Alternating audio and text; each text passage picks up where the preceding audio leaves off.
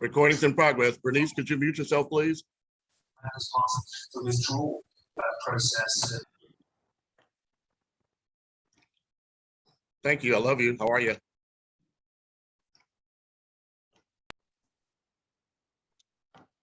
Lift every voice and sing to the heavenly. Ring with the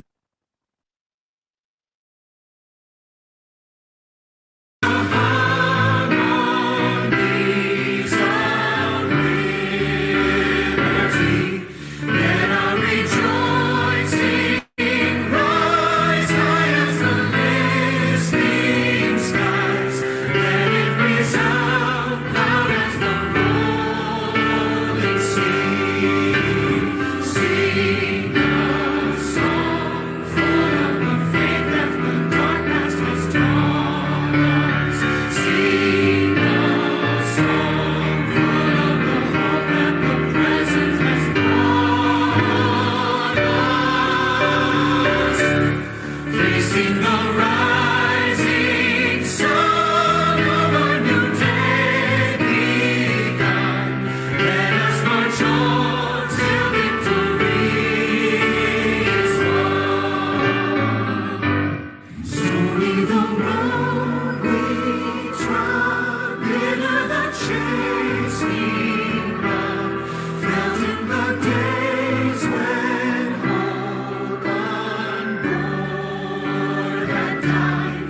Yet with a steady beat and not a weary feet, come to the place for which our parents sighed.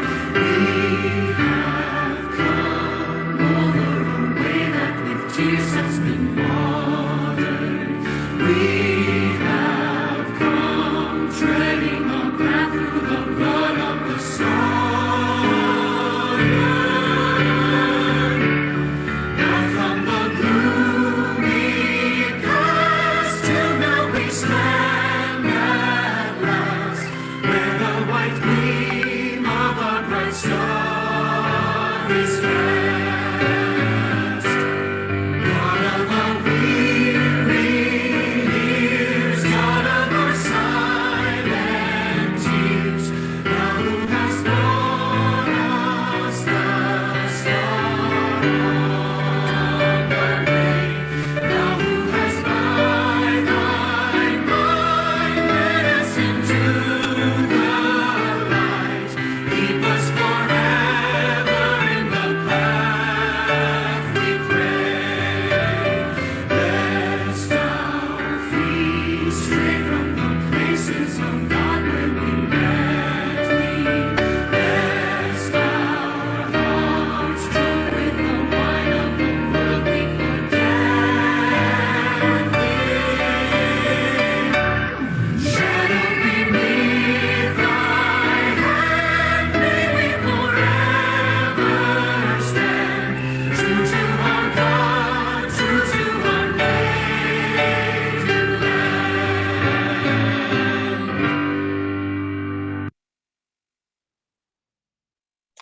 What is our native land? Africa. Africa. What is our native land? Africa.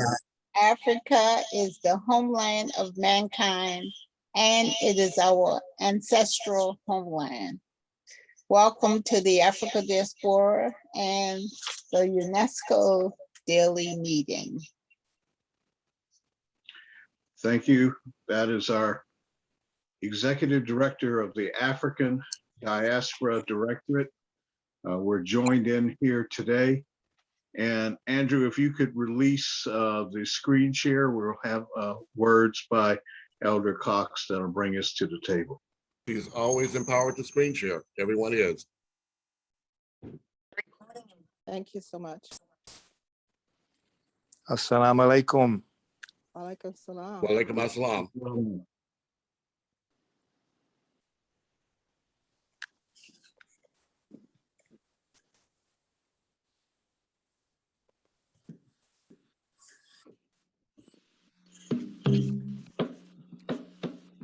go before the Creator, Almighty, great God, giving thanks for all of creation and all the gifts of the earth that we have been bestowed with.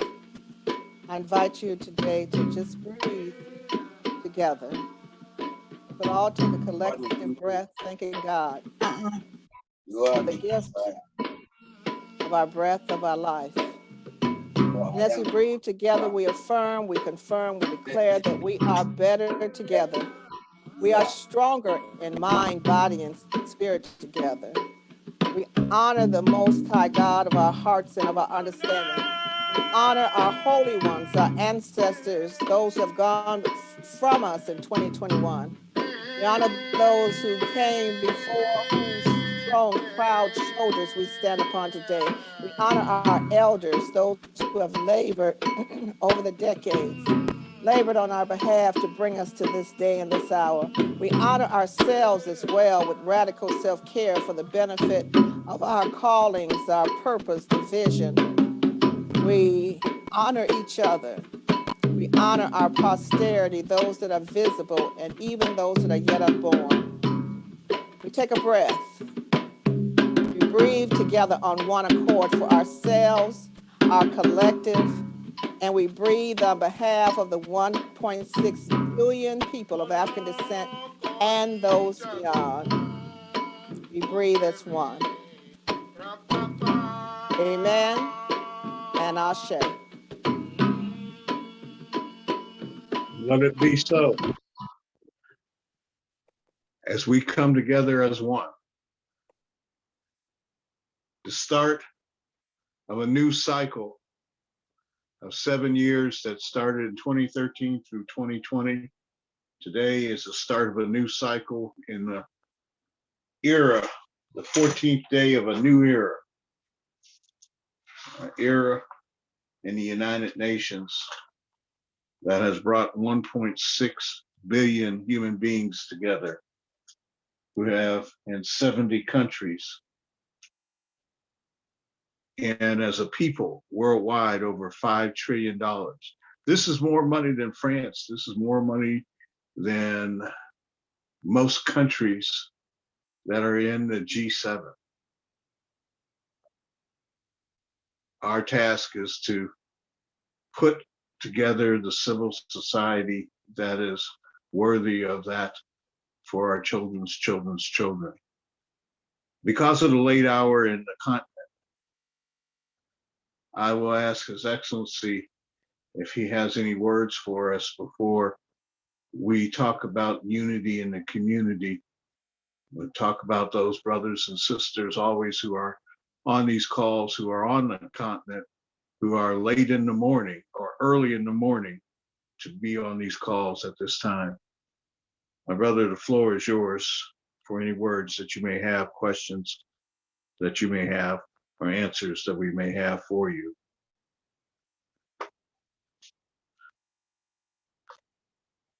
His Excellency Sharif Balde.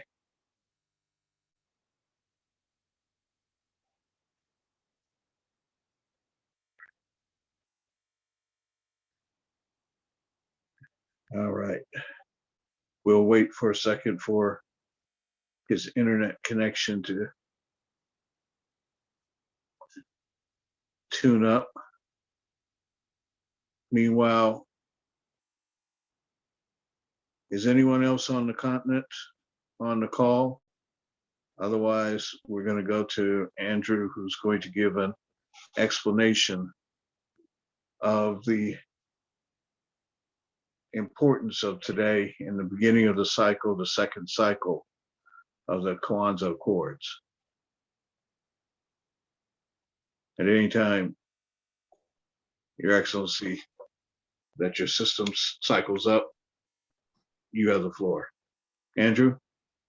Yes, thank you so much, Herschel Daniels. What Herschel is speaking about. Excuse me, Honorable Sharif is saying he's not unmuted. I guess he's having a problem unmuting. Well, he's been asked to unmute. Okay, thank you. Let's see here.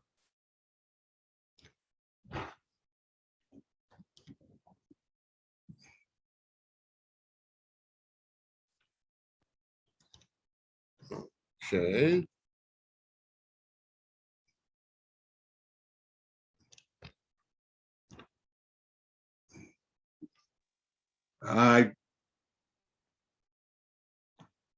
It's on, I've asked him to unmute, so His Excellency Balday, if you can hear us, maybe you need to go out and come back in, but I'm showing that you are not muted.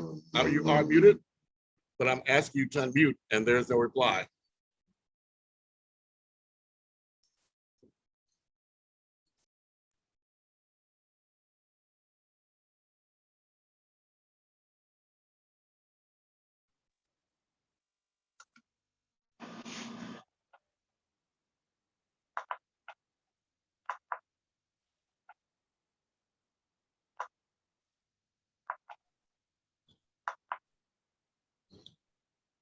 There's nothing I can do on this side. The ball's in his court. Yeah, I tried to, so. I click unmute, but it's not working. What we would ask, Your Excellency, if you would sign back in, if you could. If you could leave and sign back in, Andrew, go ahead and speak. I'll watch out for him to let him back in. All right, thank you so much. Well, of course, everyone, or I should say, it's very well known that Kwanzaa has 7 principles, and they're normally celebrated from December the 6th through January 1st of each year. In that regard, it ends one year and begins another, much like the mythical god Janus, who looks both ways. I see Sharif is coming back in now, so let's see if we can hear him.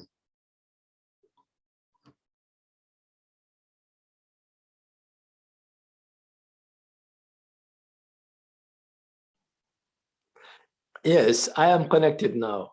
Assalamu alaikum warahmatullah. Thank you very much for getting me in. No worries. Walaikum assalam wa rahmatullah. Greetings of peace to everyone in the room. We thank you, sir, and we offer the floor to you for anything you have to share, anything you have to ask, or anything that you may want to express. The floor is yours. I just want to make a small contribution about what Brother Hassel just mentioned about the economic power of these people of African descent, especially those in the United States, more powerful than some G7 countries. But I am saying if we really harness the benefit of our being recognized as a single body and with the mass resources in the continent, we can even create new assets to guarantee or to put into central banks our deposits and have big investments guaranteed by these assets that has not been tapped yet in the continent, as we are all one. Just like I mentioned yesterday, as hard it is for those that were taken out and enslaved, it is still harder for those from whose families they were torn away from and reduced the manpower, love, and kinship of their people. Thank you very much.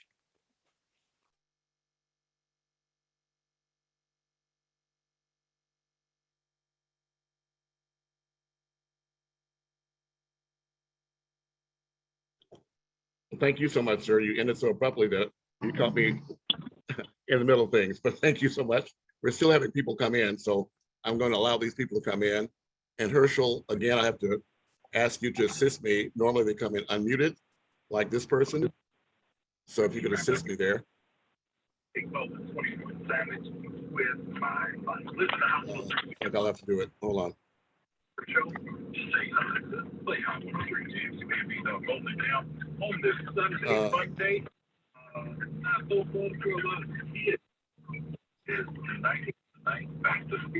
Okay, all right, thank you. Let me do what I can here. Mr. Hildebrand, mute your phone, please. Mute? Okay. Andrew, if you like, and to make me a co-host, I can do the muting if you like. Thank you so much. I'll do that right now.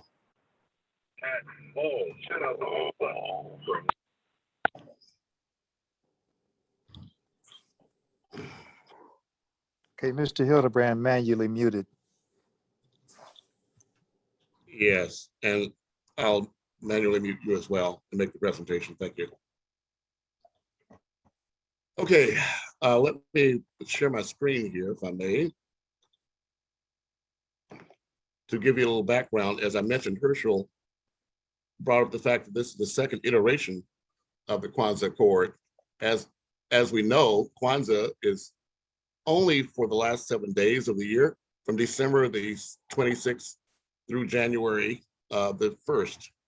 However, what we've done through the Kwanzaa Accord is we've managed to take it and make a social contract out of it.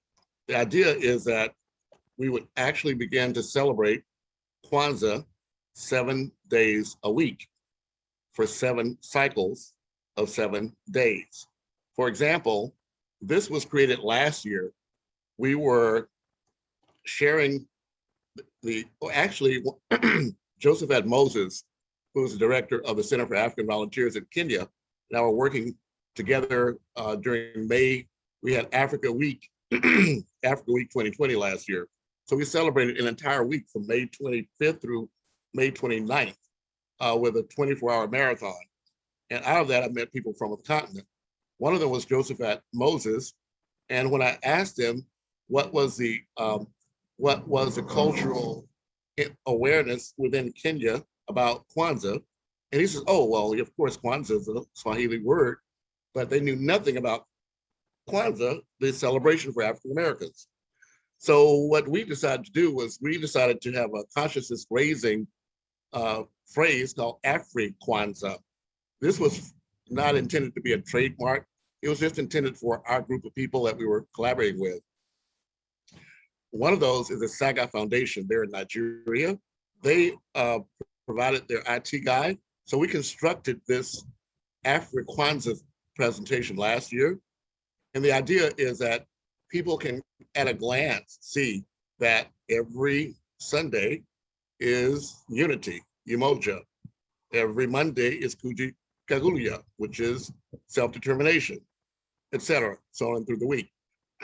But when this concept was first brought up, the Kwanzaa Accord that Herschel mentioned back in 2012, that was co-authored by myself and Corin Smith in Bermuda. We had just completed what's called a strategic operational understanding for a national development system, sounds of sanctuary for the country of Bermuda, because they were just coming off a year of very high number of deaths, particularly among Black males. And there was the Atlantic Philanthropies anonymously funded the creation of a business plan or through the Sanctum think tank, for which I was the international coordinator. That was in 2010. By 2012, we were experiencing the same things in Los Angeles, particularly in the Leimert Park area. So we devised this construct of the Kwanzaa Accord to not just focus 7 days a week, but actually for 7 cycles of 7 years of 7 days a week. And what that did is align us with the African Union's Agenda 2063. So the first cycle of unity, we made that launch in 2013, actually 2012, 2013. And so through this whole entire past 7 years, I've been working in a philanthropic manner to provide unity around the world. I'm not charging anything for anything I do to assist any group anywhere in the world.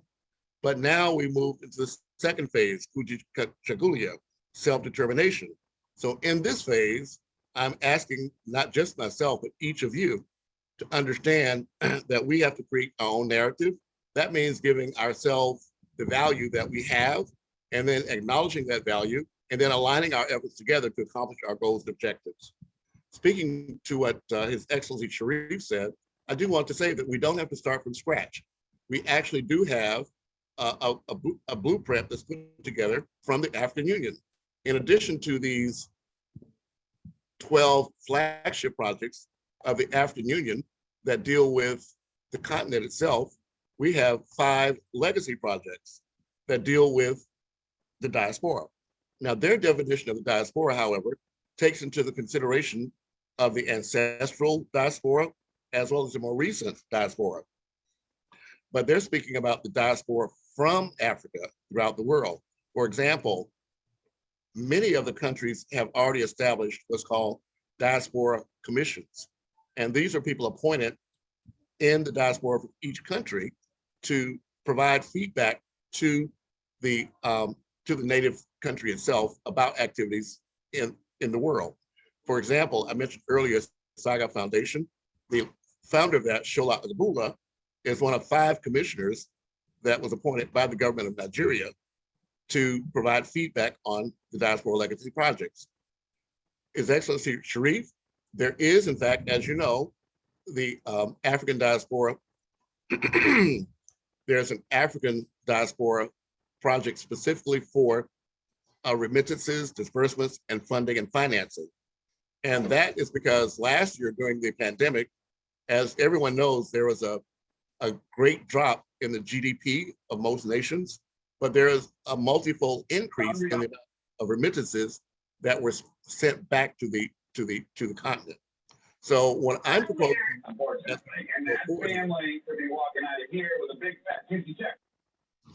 is to align the efforts of those people in what's called the 6th region of the African Union with those of the people on the continent.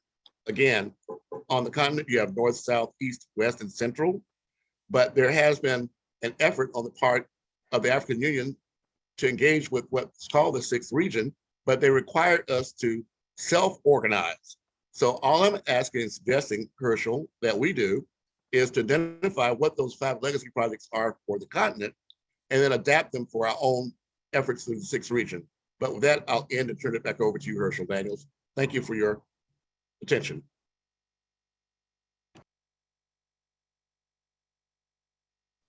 think Herschel dropped off. Well, I can keep talking forever, but rather than keep talking forever, let me share my screen again, if I may, here. Briefly. If I have the right thing on, and I don't. So with that, Carolyn Kennedy, I'm going to ask you for our guests and hosts to give us just a description of the African Diaspora Directorate, so that we'll all know who we are here, and then we'll have a chance to let Herschel get back into the room. If you're there, Carolyn Kennedy. Yes, I'm here.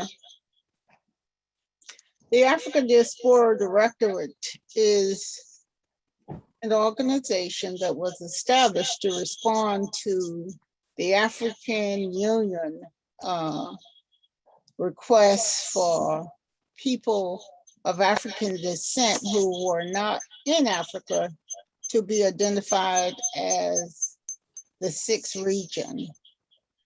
And so the African diaspora was made up of people who were historically born outside of Africa through the slave trade, and also people who were born in Africa but left Africa by their free will and are now citizens of another nation but of African descent.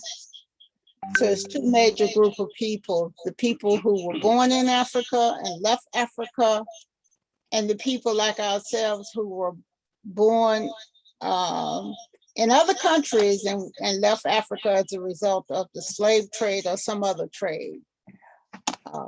So which makes up the Africa diaspora.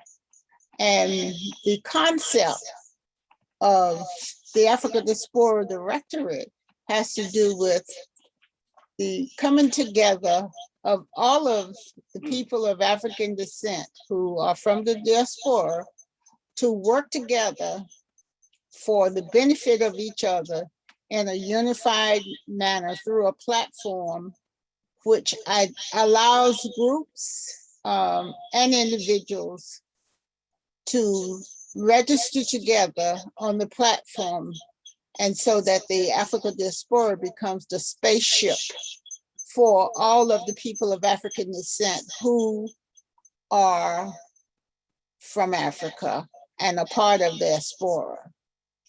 So we meet here daily to get input on the development of the Black Folks Plan, which is the tool for implementing projects and programs and ideas that enable us to achieve restitution.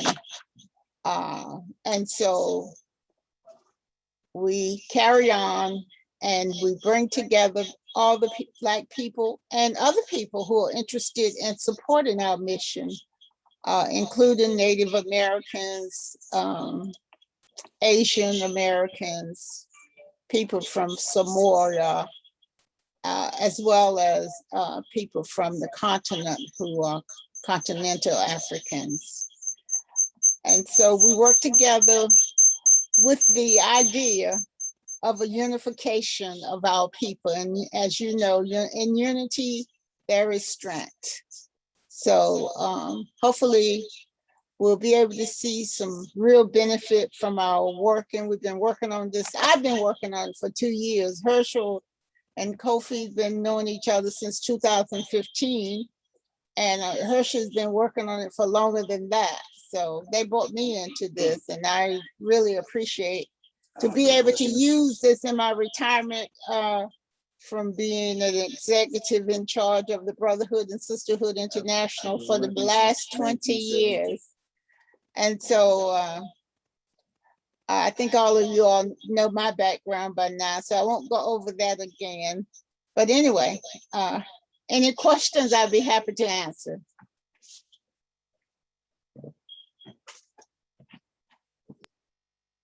Andrew, I give it back to you. Thank you so much. Then I'll briefly walk through, for those that are not familiar with what the 7 principles of Kwanzaa are. I'll walk you through this and then I'll open the floor. Again, this was created last year, and I have a little bit of challenge with some of the language, but I'll just walk through it. The idea is that we begin again every Sunday with Umoja, which is unity. And let's see here, yes. So unity is on Sundays, and the information is to strive for and to maintain unity in the family, community, nation, and race. Now, I've asked the IT guy to make a minor change and to include the human race. Let me see if I can share my screen. Looks like I'm not doing that. So let me do this one more time. Human race. Can you see this? Can you see this now? Human race. Emoji? Uh-huh. Yes, and now we can see it. It's big. Thank you. Right. So yeah, each of these deals with a separate day. So Umoja is Sunday, and it's pronounced Umoja for unity on Sunday, to strive for and to maintain unity in the family, community, nation, and human race. This is the image that we created last year. I think I have a larger one as we go further down. So on Monday would be Kuji Kagulia, which is self-determination, to define and name ourselves, as well as to create and speak for ourselves.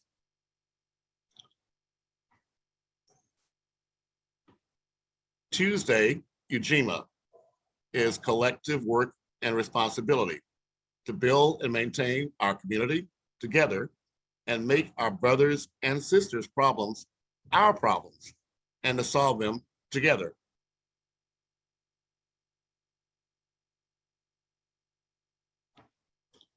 Wednesday is Ojama, cooperative economics, to build and maintain our own stores, shops, and other businesses, and to profit from them together.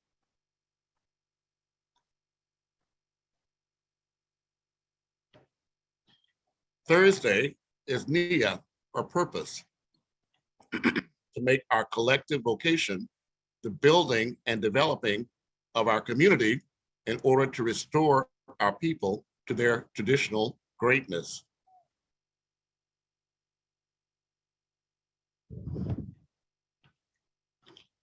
Kumba, creativity on Friday, to do always as much as we can in the way that we can in order to leave our community more beautiful and beneficial than we inherited it.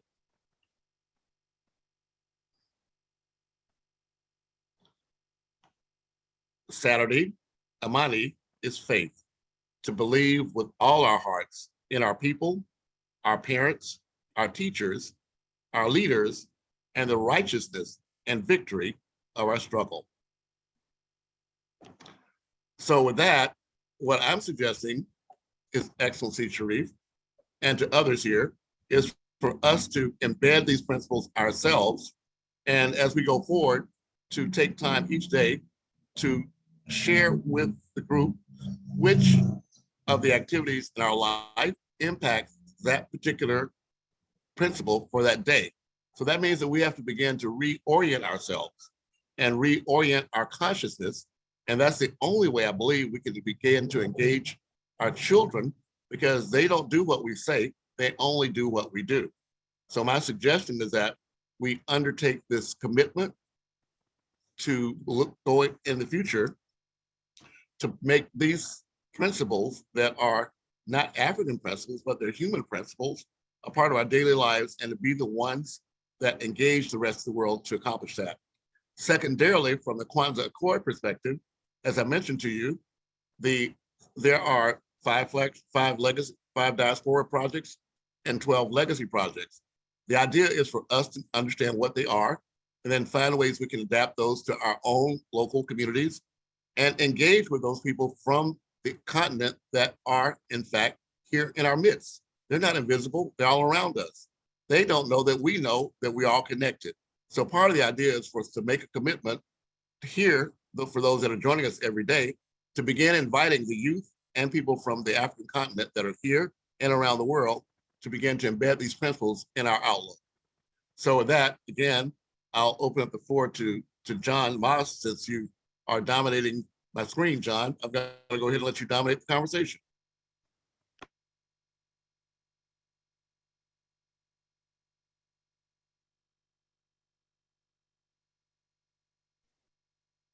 Thanks. I was hitting on mute. It wasn't doing it. So I don't know how I'm dominating your screen, but I'm glad to be here.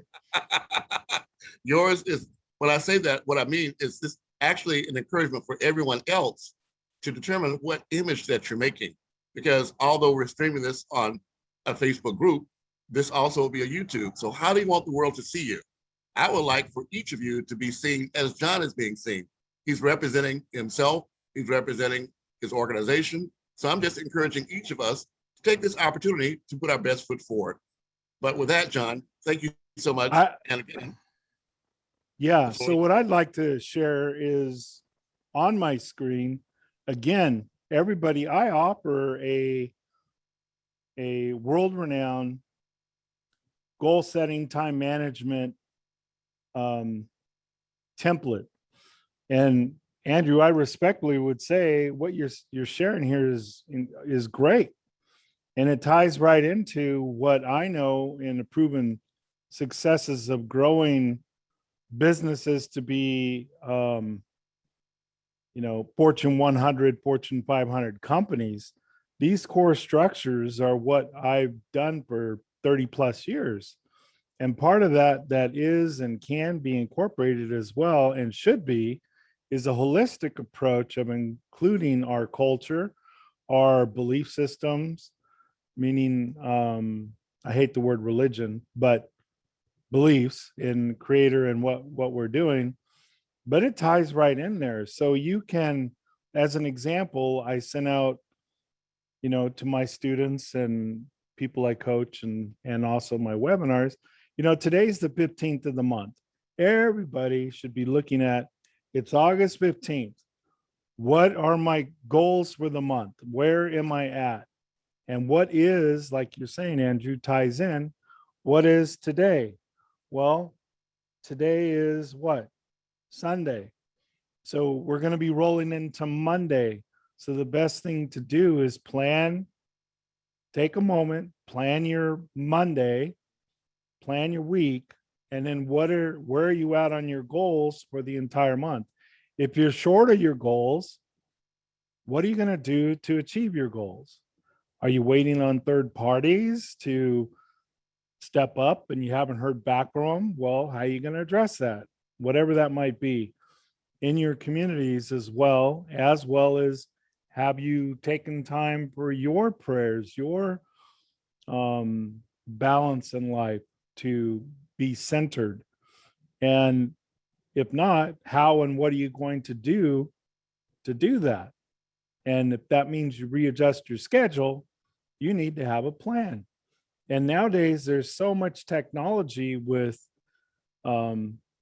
task sheets, with Outlook, where you can track everything, you can color code.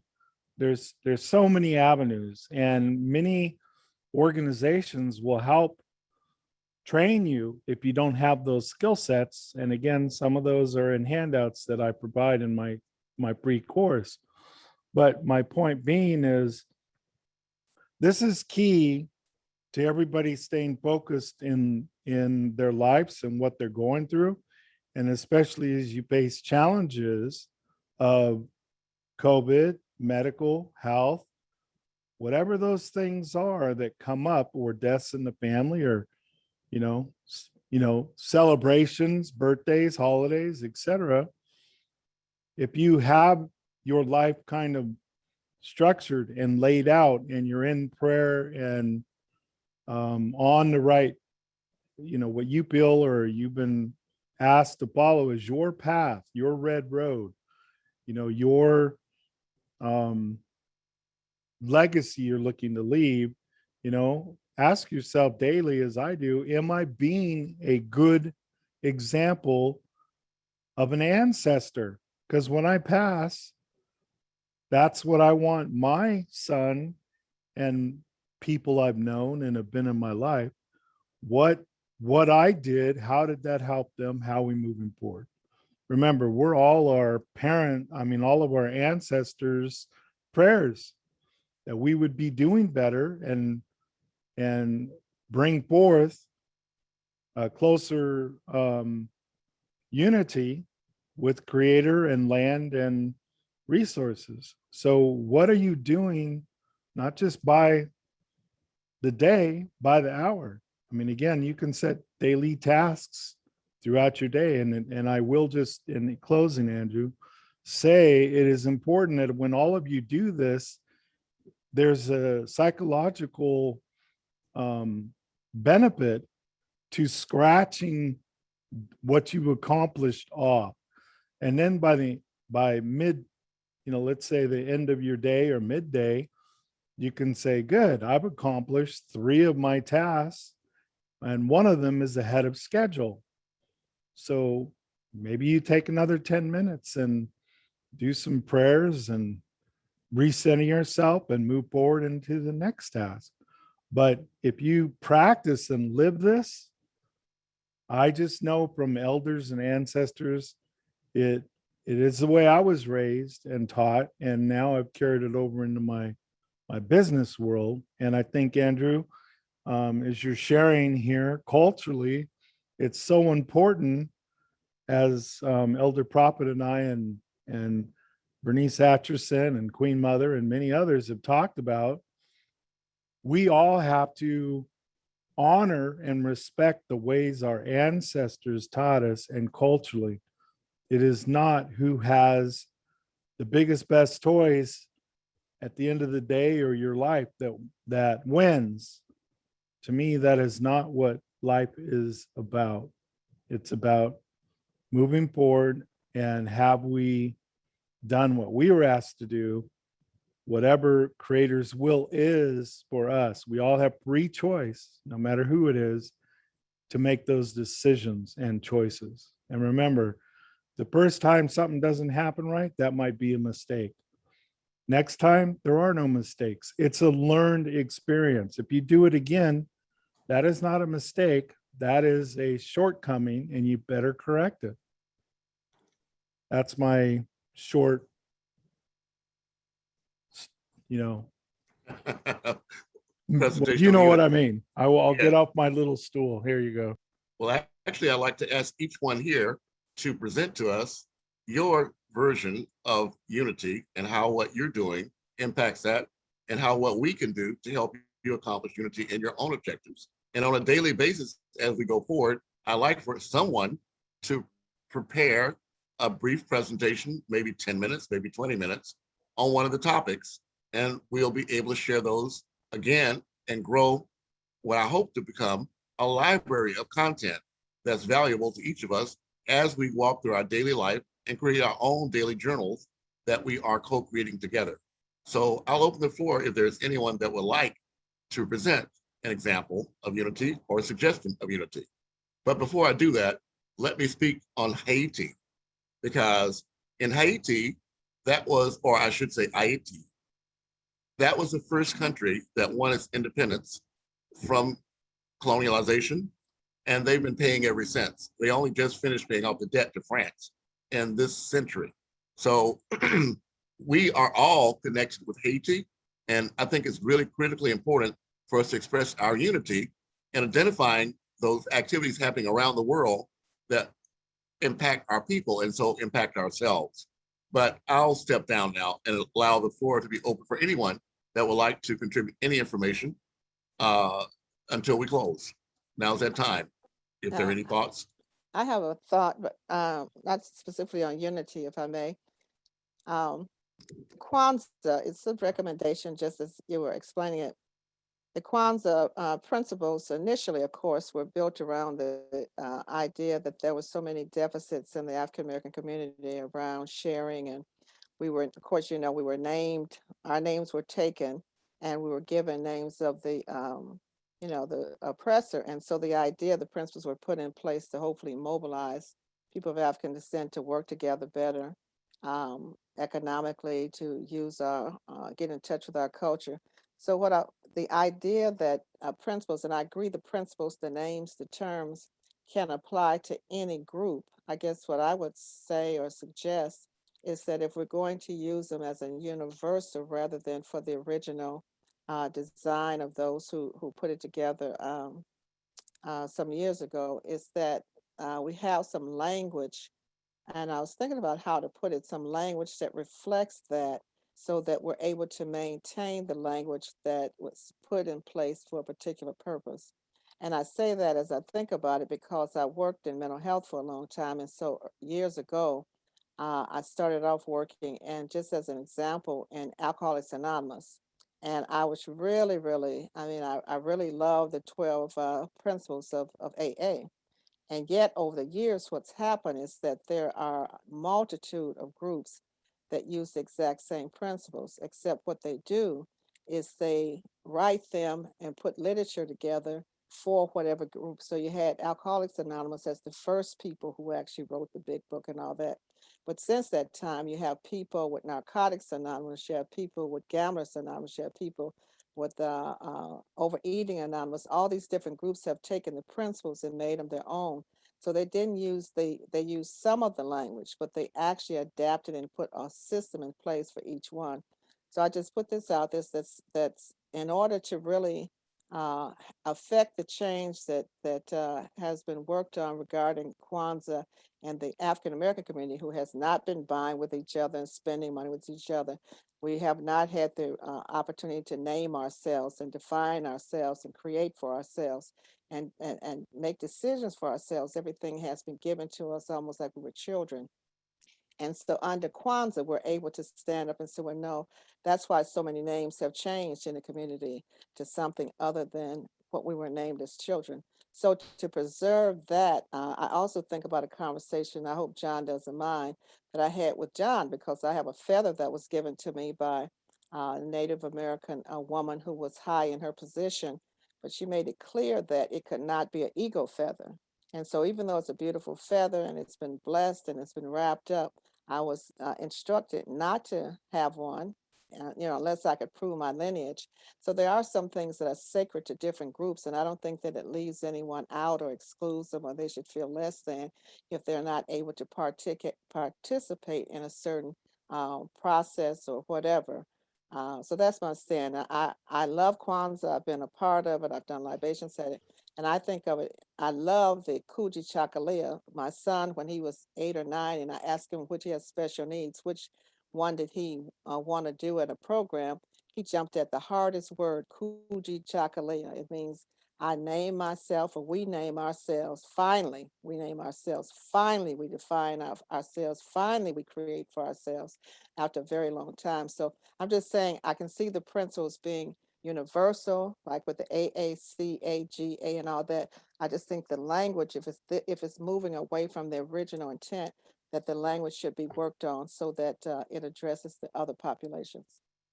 Well, thank you. Now, let me be more specific in my statement. In the first place, as you may know, Kwanzaa itself was originated here in Los Angeles, and it was originated by members of the US organization. One of the first people that adopted this was Wesley Kabaila, who himself was among that group of the original group that defined Kwanzaa.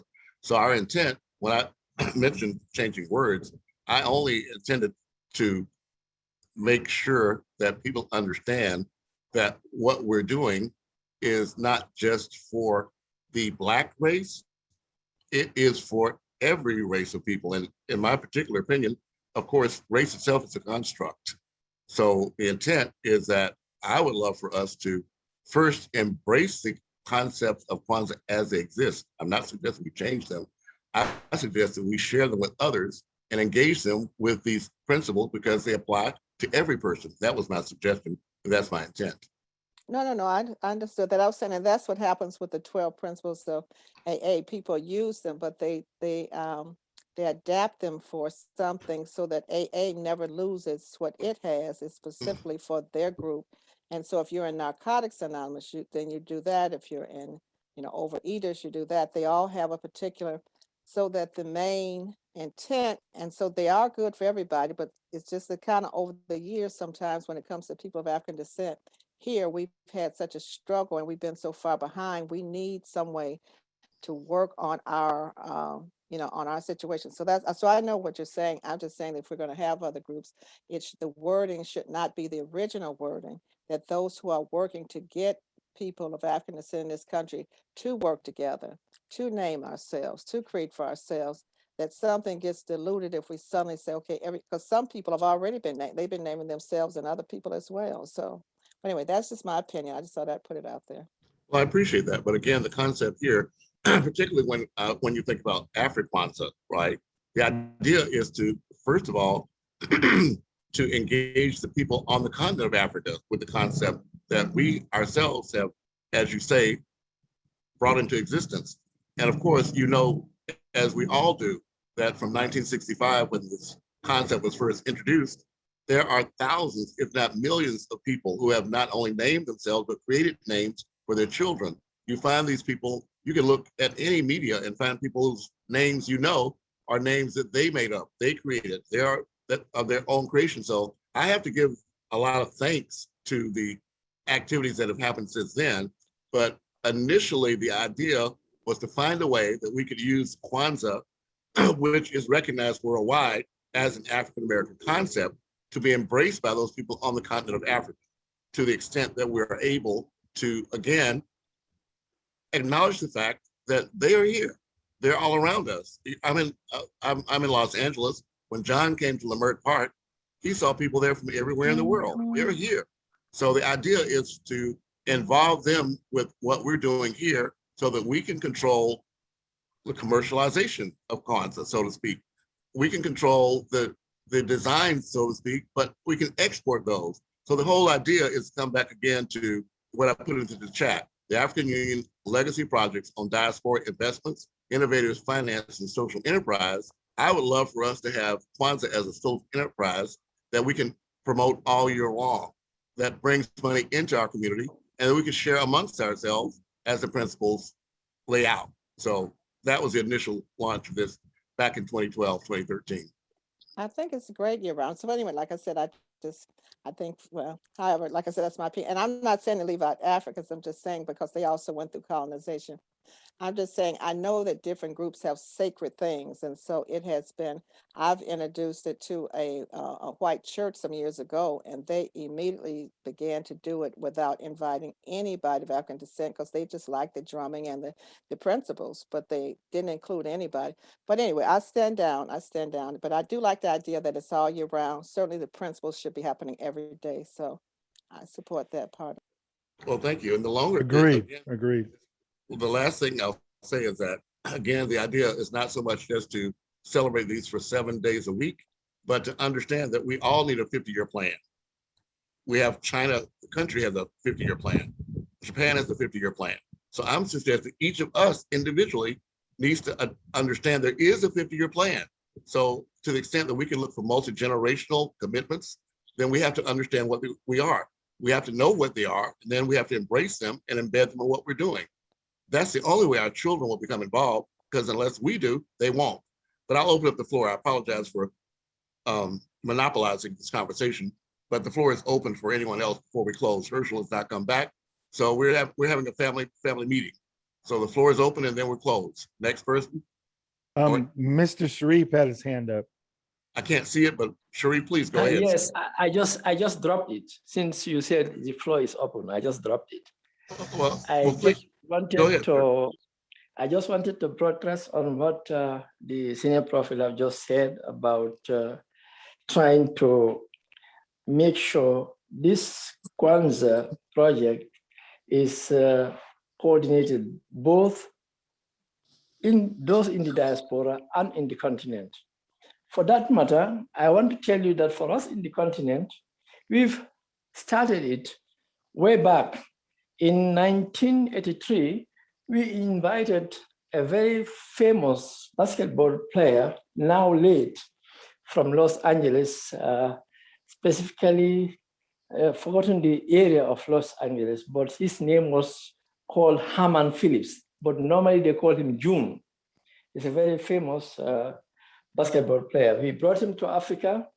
He changed his name here into Herman Lumumba Phillips. Herman Biko Lumumba Phillips. And when he went back, he married a daughter of His Excellency Chairman Omali Yesitela of the Burning Spear. And they got a daughter. That daughter is in Los Angeles there, and her name is Jennifer. She carries my elder brother's wife's name. And fortunately, I bumped up with my in-law from Los Angeles, one lady who is currently with me here. It was the Black Tie group that directed her to meet me and check what I was doing for the people of African descent was in line with their norms. And I told her about my lineage in Los Angeles, and she said, my son was married to Jainaba, and she gave me pictures. So we already have this connection. And all we need to do, just like the senior prophet said, is just to try and expand it. What I normally do here, I normally take very important captions from the Friends of the African Union and other sites that I have been opportune to be exposed to during these meetings and put them on my status, so that you see people across the continent that are connected to me come to me asking many questions. Then I forward them the link. So we can do that. We can also, for all important things, the principles of Kwanzaa, share it in our family groups. And then we can even, some of us, record such videos about how it impacted and how it excited the families, and they are adopting it. So that if they see those videos, they'll be inspired and also be willing to give it a try. So thank you very much. And I wish this a very tremendous success. Well, thank you. And Herschel Daniels, looks as though you've joined us again. Can you unmute and take us into close or the the agenda, Herschel Daniels? Thank you. I appreciate it. I have a comment. Go ahead. Sorry to interrupt. This is Hanif Khalil. Assalamu alaikum. Wa alaikum salam wa rahmatullahi wa barakatuh. I think you need to understand the movement like this particular time. As important as this call is that we're on nightly, there's basically just a handful of us here that are paying attention to these very important human concerns. And actually, that's a good thing because it doesn't take a whole lot of people to actually change the world. So here we have like-minded and right-minded people pay attention to developing a narrative that can attract other humans of like mind. I'm so thankful and glad that Andrew inserted the word human before the word race to make this inclusive of all human beings. Yeah. This is the rare time we are in human history. The COVID-19, and that's a whole conversation in itself that it happened in the year 20. And I don't know, maybe I'm sure His Excellency understands this, but for of the Muslims, the Quran number is 19. Every Yeah. verse, Yeah. every letter, every chapter is divided by the number 19. Indeed. So this is a commencement of a new era that is correcting an error, E-R-R-R. And we are best fortunate at this point. I'm speaking specifically now of those of us that are in this particular conversation. So I'm inspired by the language again that Prince Andrew used in saying that this would be embedded. I listened to his language very carefully, and this will not be at the end, but this is the beginning. And I think this is something we can embrace. We embrace the good and reject. So I think beginning this conversation and it will grow eventually. Nobody's going to come kind of calls every day at this time of day if they don't have a real interest. They'll lose interest, they'll go away. Again, this is a good thing. I'm glad I'm here. Again, I know a lot of conversation could be around each one of these points, but this is a good beginning. And I know it's not a beginning for many. I mean, many of you can say, well, I started this decades ago. I'm talking about this conversation for those. So I'm just thankful to be a part of this. And I pray it will continue beyond the 25th of August. That was one of my questions. What happens after August 25th? And maybe that can be answered at a later time. Thank you. Well, I can answer it right now. I only make the commitment to Herschel to take this through the 25th, although I intentionally extended it through the 28th to continue for the rest of the week. But on a weekly basis, I've already made a commitment every Thursday. I've been doing this for the last 3 months, but every Thursday morning at 9 o'clock, I host what's called the Indigenous Global Indigenous Unity Network, right? And so I'm intending for there to be an invitation to everyone here to begin, if they can, to join us on Thursday morning, because again, Minister His Excellency Sharif is making quite an investment of his time to be here late at night, but we need to be able to reach the people on the continent at a time when convenient for them.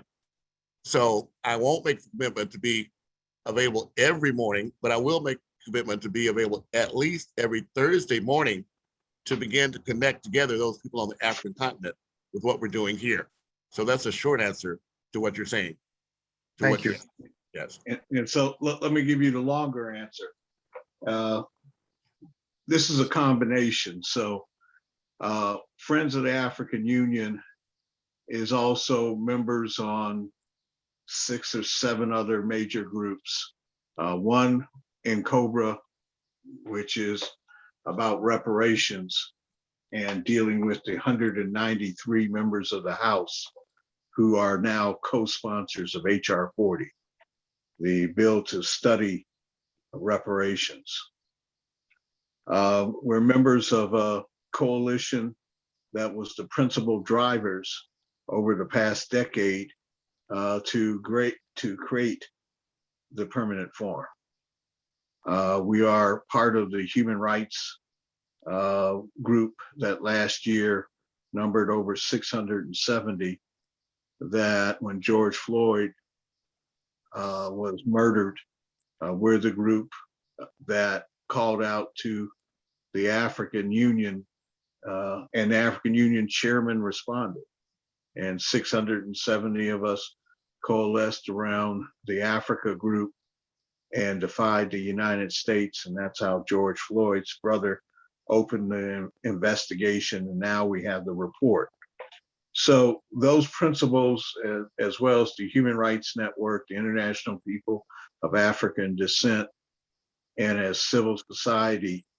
So these calls, yes, are time consuming and we have few on it, but this is the leadership call, okay? Because we bring to the table in all those other groups to set the leadership, because His Excellency, that we have an agreement to go into the Gambia, that we have an agreement, and not in fact, but through this week, in fact, that for those who put their name in the chat or that have signed in here directly, and that we have their email tomorrow, out of this unity in the community, you're going to have a document for you to work with, okay, that we're filling out, that on August 25th, we are submitting that document to a government agency that has sent us an email.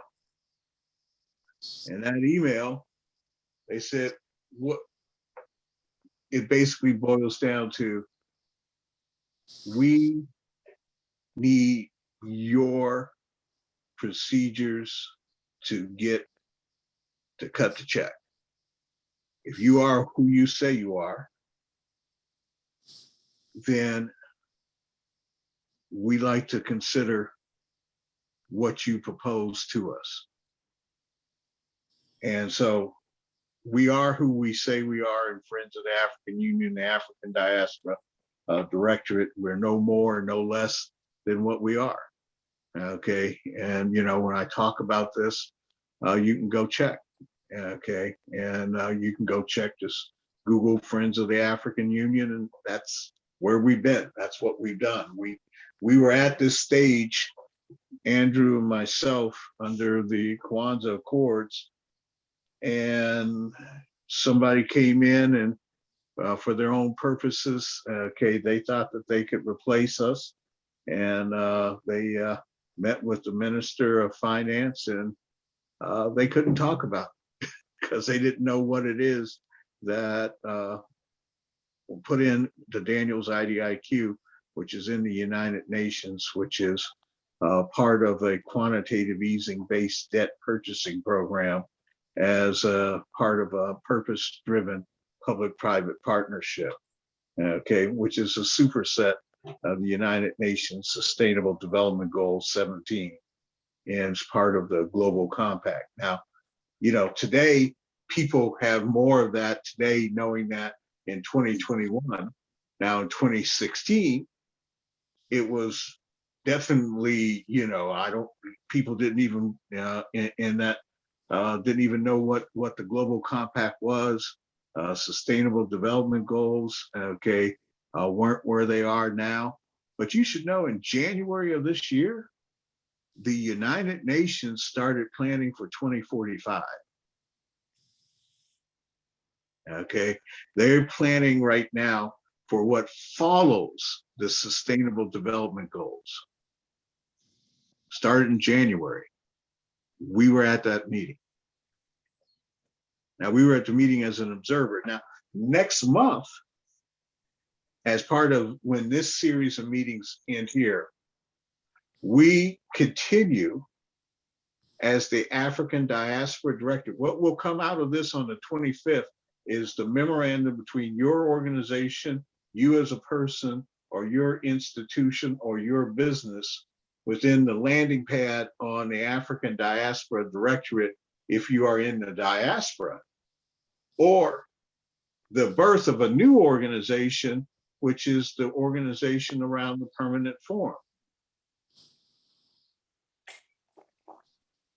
And so we are taking that up as an occupation that will then, as Andrew said, there'll be two series of calls. There'll be a here morning call. I mean, I get up at 4 or 5 in the morning for the African Development Bank and the African CDC calls with others in our group, because that's the time you have to get up. That's the time the meetings are held on the East Coast. But this is a series that we will know who's in by August 25th, who's there. In general, most of the other groups who are involved in the United Nations part of this are taking it on the human rights side of the equation. They are not members of ECOSOC, so they are not participating in the UN development program side. That's where we're at since 2015 in Addis Ababa for the financing of the Sustainable Development Goals. That's why in December 3rd that we proposed a 30 trillion global Black folks plan in light of the global pandemic and the needs of the world exposed in the work of the Working Group of Experts on People of African Descent, and the third Financing for Development Conference, okay, and the Sustainable Development Goals. This is on record. This is last year. This is before we met with the Biden administration incoming on December 17th. That's why we laid it out in the initial meeting with the Biden administration, which was the MLK Day of Service, the first official Biden administration action that they asked everybody who was going to be on the virtual inaugural balls that were authorized is to lay out your plan of action of what you are going to do, okay, on the first annual Biden-Harris MLK Day of Service. So that's what we did. This ain't something that anybody who's looking at public policy could say, well, what are they doing? We have not changed, okay, but grown based on what we came together in the first round of the Kwanzaa Accords, that first 7 years, 2013 and 2020.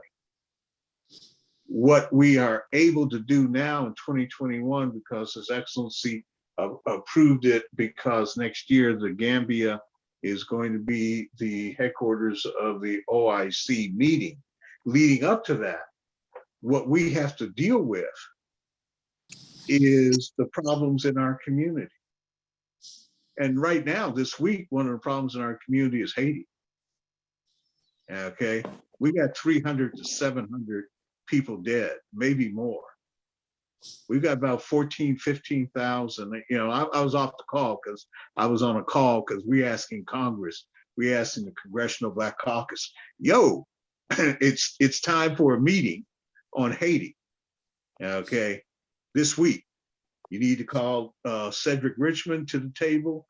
You need to call the UN mission, okay, to the table. The State Department, the DOD got a couple $2 billion they're never going to use now in Afghanistan. Okay, that you can repurpose that right now. I got the United Methodist Church with Sager Brown, and you know they'll ship the stuff. Okay, if not necessary, you know, where's the USNS Comfort? Remember, I used to be Merchant Marine. Okay, and I also am a able-bodied sailor and that type of person. So you know, we got the ships, we got the infrastructure. why ain't they? And so what I found out is that the USAID is the point in the Biden administration for Haiti. Okay, and so you know, Twitter is the means. So I tweeted earlier today this. Now, you know, we got a response and we had the meeting just now. And so USAID. And so in part of every day, we're going to close in about 10 minutes, no more. But Haiti, okay, in the permanent form, either we are our brother's keeper or we are not. Okay. His Excellency, you know, when I sent him the piece on peace between Islam and Christianity that the Pope and the Imam signed, okay, in 2019, and it's a thing that, you know, in the Pope's world, he's in a civil war, okay? He got people in his church that was hoping a couple of weeks ago that he died, okay? All right, because they don't want this ministry to embed itself in the church. Okay, if you want to know how bad it is, think about it. They're telling the president of the United States, who's the only second Catholic president in the United States, you can't take communion. You got to understand how bad the fight is. So when, yes, there is no question we accept in the international, in the Indigenous Peoples Forum, we stated plainly, this whole thing about race was just a cover up, okay, for some Europeans who have taken over an African religion and turned it their way, and that they wanted to be in control because they have now went from my brother's keeper to I'm in charge and you're my slave. Okay, not understanding that you have responsibilities for longevity, and you know, and again, as the discussion of the prophet, peace be unto him, and relative to this, for when he went to his milk mother. Okay, and you know, I lived in Egypt. I lived Halima. in Halima was her name. yeah. Halima. But most have no idea who, when you say that, okay, they have no idea where you're talking about. They don't understand where the history of Ethiopia, okay, they don't have the understanding and, you know, of the problems. But when I lived in Egypt, when I was younger and I spoke real good German, as long as I didn't speak English, you know, they thought I was nerd, okay, all right. And so, you know, it is what it is. Okay, I'm lucky enough that I served under His Excellency David Morrow, who was the senior honorary consul from the Republic of Guinea to the United States. So in that, you know, it's been an interesting journey to where we are here now, me and Andrew, and many of you on this call that he knows that have been brought here, many who I know have been brought here, but we're here. And the whole idea that creating this document that has been done in parts together, who are we to do it? We're the two or more who are gathered together. Okay, we're the people who are providing as a basis, we say today, unity in the community. That don't mean that everybody's gonna be righteous. We got some people who, you know, I would rather let the Creator sort out. Okay, but you know, that means that we gotta have a purgatory too. All right, because you know, the right of me to take your life is based upon, okay, what you are going to do to others. But a purgatory, we have the land for it. We have the capacity to do that. And we have an object lesson to learn from the mistakes that the United States has just made for 20 years. And like I said, there is, for Haiti, there's a couple $2 billion that can be repurposed under DOD and other government agencies for our brothers and sisters. And so that's going to be a separate task as we bring about today unity in the community, tomorrow our self-determination. I'll stop Thank there. you. Take any questions. Well, no, just to comment very quickly, Herschel, thank you. Thank God Almighty for your improved health. You look much better today than I've seen you in a long time in terms of your health. And we thank God for your strength. And I thank you also for bringing to our attention Muhammad the Prophet, the prayers and peace be upon him, his African wet nurse, Halima, which shows the universality of the connection between Africa and Islam, and the first caller to prayer for all Muslims globally, 1 billion plus, and African. There was once a slave named Bilal. May Allah be pleased with him. So we are in a good place at a good time. And the fact that these things are being brought to our attention on this call speaks loudly to where the minds are. So thank you again so much for all the participants, and particularly the leadership.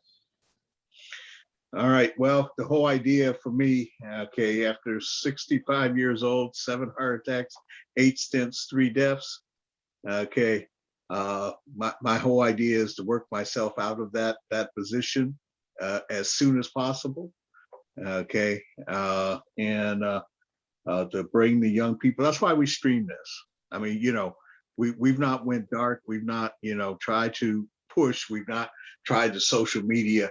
That starts on the 25th. I mean, one part of this, you know, I'm spending a couple hours a day. We're now in our Wikimedia hackathon and our convention right now.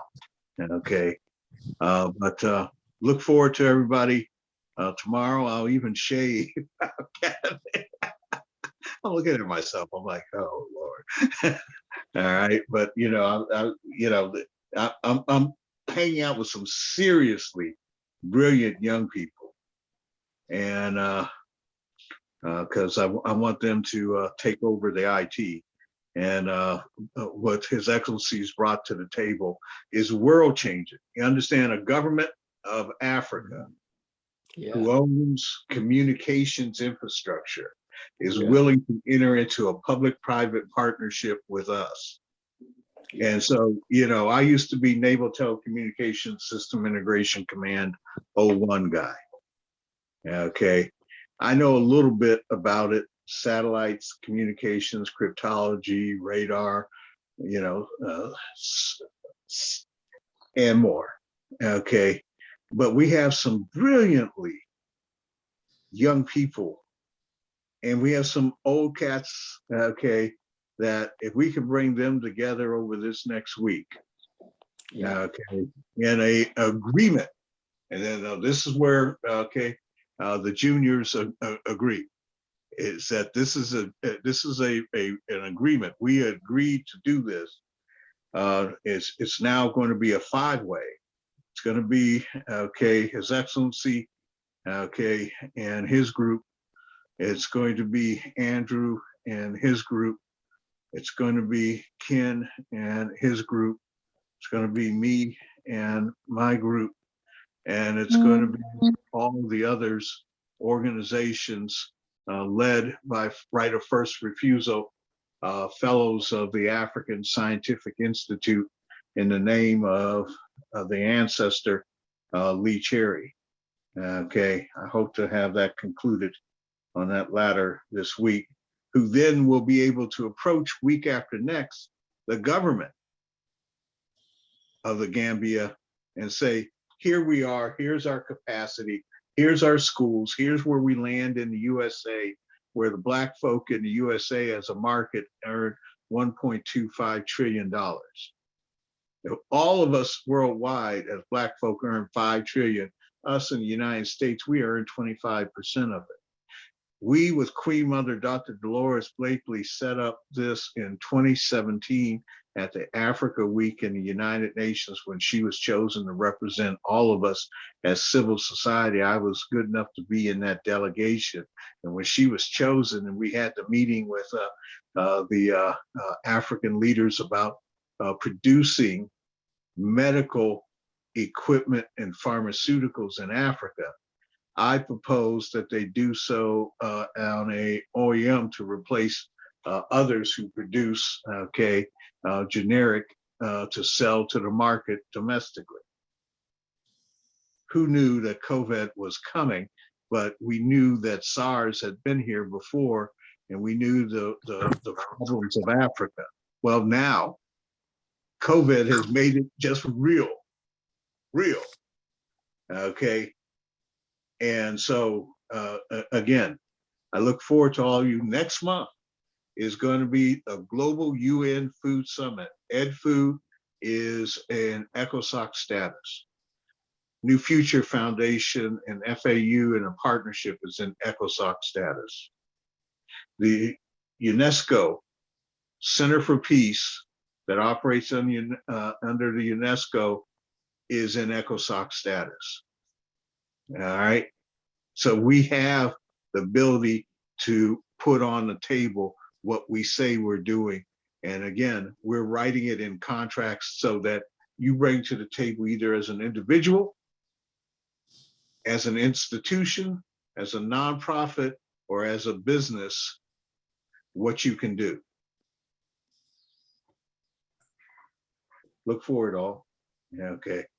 With that, I would ask if there's no questions, because we're almost at the end, I would ask His Excellency if he would give us some words on the way out of the table. Thank you very much. In the name of Allah, the gracious, the merciful, the creator, and the owner of the universe, I pray that the light he borrowed to us during our coming to life, he strengthened it with his divine light around us, on top of us, beneath us, in front of us, behind us, on our right and on our left. And may he create a new generation that would inherit from our elders, as our elders were transitioned successfully from our ancestors. And we put our trust in our unity together with the unity of God. In that, we can achieve unimaginable goals. And with us together, and God being our power, there is nothing that can stop us. As we are facing a very challenging generation, that is the global warming, we also carry along other humans that would be vulnerable when the temperatures of the globe reaches heights beyond the tolerance of their skins. So may God, Allah subhanahu wa ta'ala, give us wisdom to carry along the entire humanity as we began it in Egypt, embracing everyone. Amen. Amen. Amen, amen, Amen. and amen. Amen. Amen. I hope. Alhamdulillah. Okay, with that, we're gonna go out. Thank Love you. everyone. See you tomorrow. Assalamu alaikum. Alaikum salam, brother. Assalamu warahmatullahi ta'ala wabarakatuh. Alhamdulillah. Muhammad, assalamu alaikum. And this is Muhammad here in Oklahoma, brother. I see you. I see you. Assalamu alaikum. All right. brother. Alaikum assalam. Well, alhamdulillah. Yes, sir. Give, All right, give we're out. Asia my greetings. Yeah, because I write the name of everybody who's on the call. Oh, okay, we're done. I'm out.